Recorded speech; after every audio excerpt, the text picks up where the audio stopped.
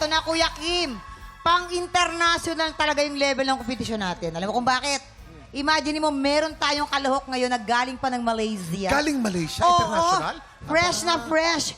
At syempre, isa na mga viral influencer mula naman sa Bulacan ang makakaharap. Bulacan. Oo. Mamang exciting na laban to, ha? Sino kaya ang aangat dito sa Tanghalan ng Kampiyon?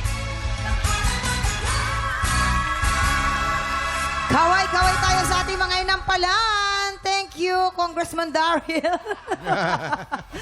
Singer, songwriter, and R&B crooner, Daryl Ong. Marilong, Kapuso OST Princess and Queen Dam Diva, Hana Presilas. Multi-platinum artist and OPM hitmaker, Renz Verano. Ang magpapasiklaban ngayong umaga, Denver Lapus. At Dennis Santos. Silang sasabak sa Unang Bagas! Ang Denver po ngayon ay nakabisa po siya sa Malaysia. Nasa Malaysia ka, nag-audition ka lang dito sa Tanghalan.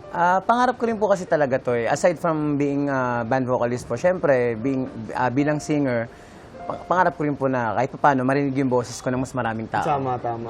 Yung crowd ba nila, kamusta? Parang Pilipinas din ba? Parang Pilipinas din po. Pero syempre, pag Pinoy, iba pa rin kasi ang Pinoy crowd talaga when it comes to music. Ilang taon ka na ba sa Malaysia? 13 years na po. 13 years? So, Paano may mga simula kilala nagpunta ka na Malaysia? Nagtrabaho o Hindi, nag-aral? banda po talaga. Filipino band pa kami nung pumunta kami doon. Okay. And then I met yung wife ko po na Malaysian. Malaysian din. And then, yun, I decided po na magpaalam sa banda and I wanna stay po.